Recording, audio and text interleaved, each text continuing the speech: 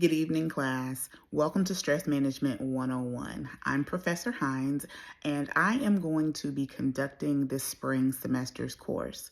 As the Director of Counseling, I am really excited that this is now a mandatory course. I know you weren't expecting to have this on your list of classes this semester, but I promise you that this will be beneficial to you in your studies and as you walk through life.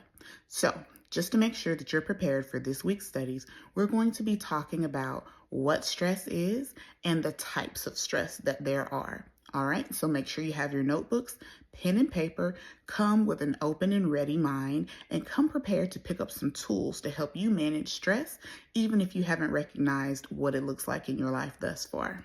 All right, let's get started. What is stress?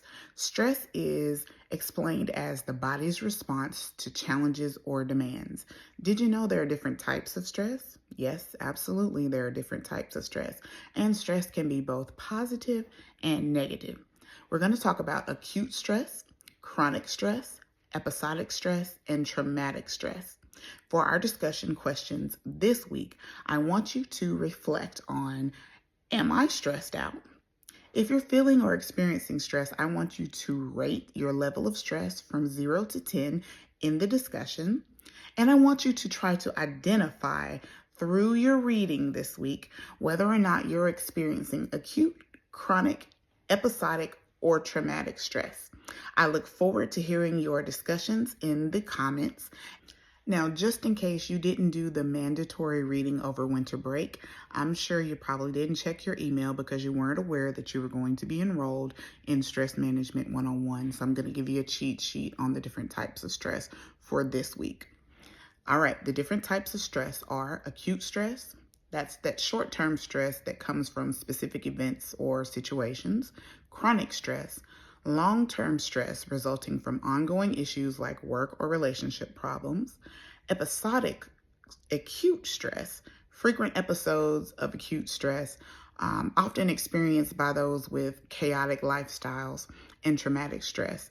That's the stress that's experienced after traumatic events, which can lead to PTSD. So I want you to take a look at your life and identify which type of stress you most frequently experience. All right, guys. If you haven't done your reading or your research, go ahead, move on over to Dr. Google and find out what is stress. So many of us are experiencing stress in our day-to-day lives, but we don't give it a name. So through the course of this semester, we're going to be able to identify stress. We're going to be able to identify our triggers so that we can learn to self-regulate and not let stress take us out or pull us out of our productive, highest selves. Okay, I'm going to let you guys go. Just make sure you're prepared for our next class, which will be on Tuesday.